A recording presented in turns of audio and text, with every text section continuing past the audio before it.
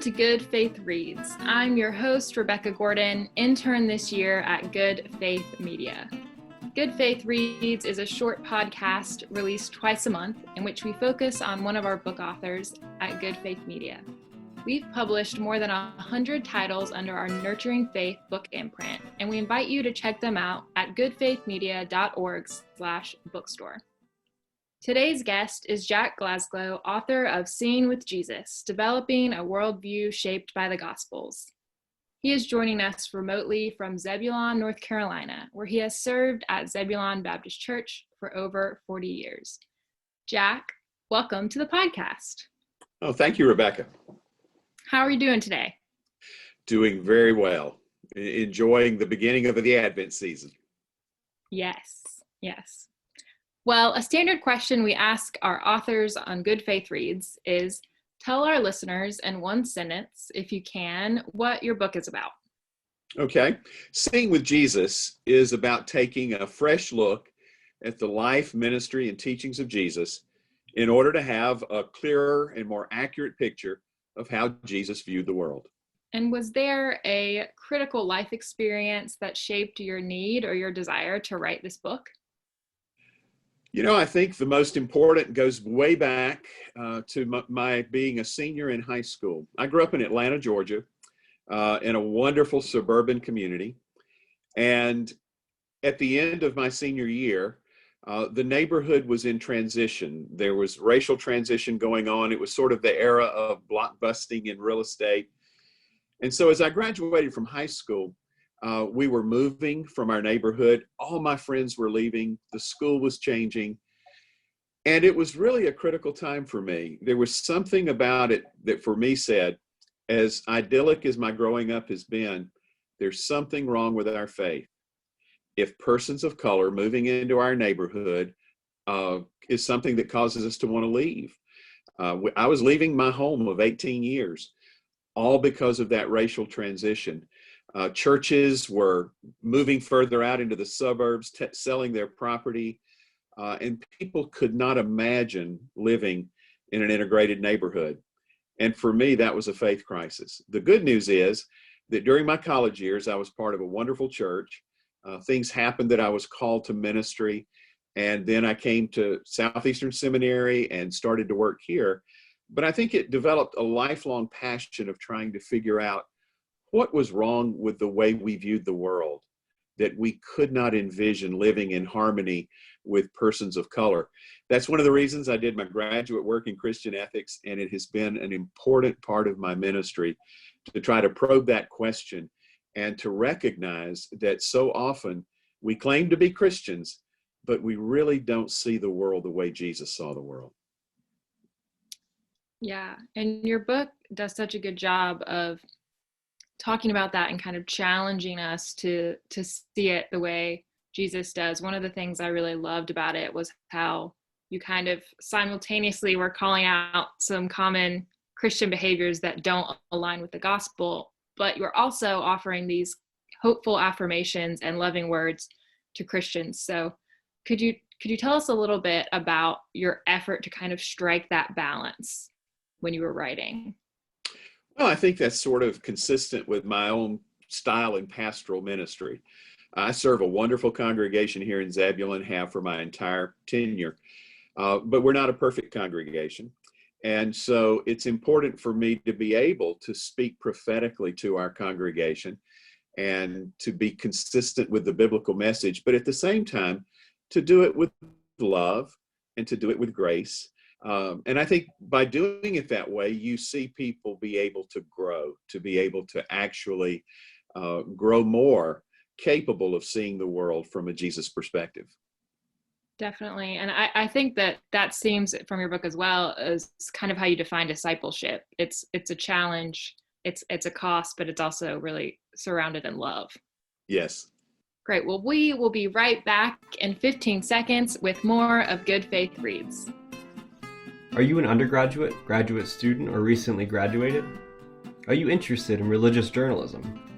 Well, Good Faith Media is now taking applications to be a part of the Good Faith Media internship team. If you are interested or know of someone who might be interested, I invite you to check out goodfaithmedia.org/internships. Welcome back to Good Faith Reads. Today we're joined remotely by Jack Glasgow, author of the Good Faith Media book, Seeing with Jesus, Developing a Worldview Shaped by the Gospels.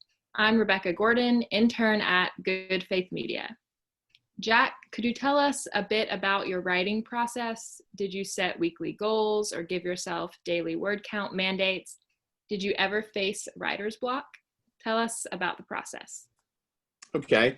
I think the writer's block really came at the beginning of the process. How do you really begin to talk about a Jesus worldview? How do you decide what the chapters will be?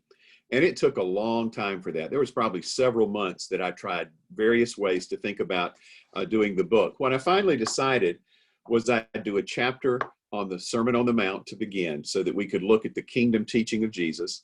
Then we'd take a chapter to look at how Jesus interacted with his disciples, how Jesus encountered other people. And then we took a look at the teachings of Jesus in the parables. The fifth chapter was the discourse in the upper room as recorded in the Gospel of John. And then finally, we looked at the passion, the crucifixion and resurrection narratives of Christ for the final chapter. And once those chapters were decided on, I really didn't have any writer's block following that and was able to do the work well. I was able to usually do a chapter in about 2 or 3 weeks, which was challenging along with other pastoral and life duties, but we were able to do it pretty quickly. Yeah, how you said, this kind of has been inspired back to when you were in college. So how long have you been working on this book? Well, the actual work on the book itself really only began back in 2019. And so I was challenged by Johnny Pierce and Bruce Gurley, who have really focused on a Jesus worldview initiative within our Good Faith Media company. And they wanted me to see if I would write this. They felt like I had a pastoral perspective and that I could write a book that would be a book that Christian laypersons would enjoy and Christian congregations could use in their spiritual formation ministry. Definitely. And do you think that it's a particularly timely moment for this book to be coming out? Oh, absolutely. I think that we have all, persons of good faith, have been concerned over the last decade or more that there are so many people who talk about a biblical or Christian worldview, but when you really analyze the things that they're emphasizing and their talking points, it has very little to do with the teaching of Jesus. Often their views ignore some of the main teaching points of Christ, and they propose things that Jesus would have never proposed in his ministry. So I think the importance of helping Christians to be able to go back and look at the teachings of Christ, to analyze them and help Jesus' teaching shape our worldview is incredibly timely in the political and social world in which we live. I agree. One of my favorite parts of your book is when you talk about blessings, and you talked about it as this gift of positive spiritual energy from God. And since we're in the middle of this odd year, I wonder if you would give an example of feeling that type of blessing you described this year in 2020, and maybe describe how you define that kind of blessing for our listeners, and then give us an example if you can. Well, I've always felt that receiving and giving blessing is an important part of the faith journey.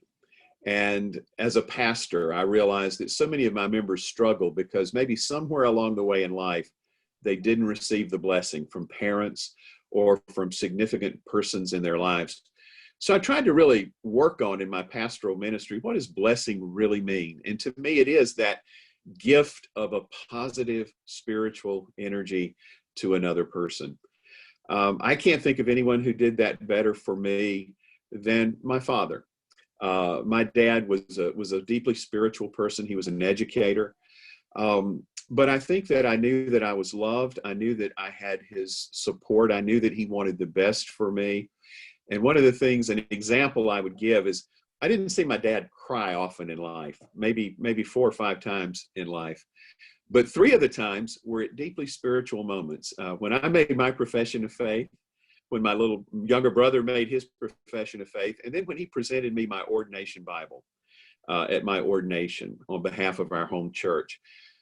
I realized then how deeply important matters of spirituality were for him.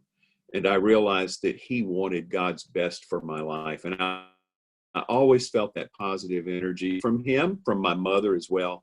And I think that learning to give that to others is an important part of our faith. An important note to all of our listeners, we at Good Faith Media are always accepting book proposals. Our authors engage with an experienced team of editors, designers, and marketers to produce and sell books on a variety of topics. If you have a book proposal you'd like to run by us, head on over to goodfaithmedia.org/bookstore for more information. That's goodfaithmedia.org/bookstore. Jack, I wonder if you might read for us a sentence or two from the book that you think is critical for listeners to hear, either because it's representative of the book or because you think it's especially important for folks to hear right now. All right. Well, near the end of the book, there's a brief paragraph that reads, "The call to articulate for our day and age a Jesus worldview is significant. Declining participation and confidence in the church is a reality congregations and denominations have faced for several decades. The number of persons who view Christian religion as more detrimental to the betterment of society is dramatically rising. And the voices of those insisting their worldviews are the true expressions of Christian faith are loud, intense, and often coercive.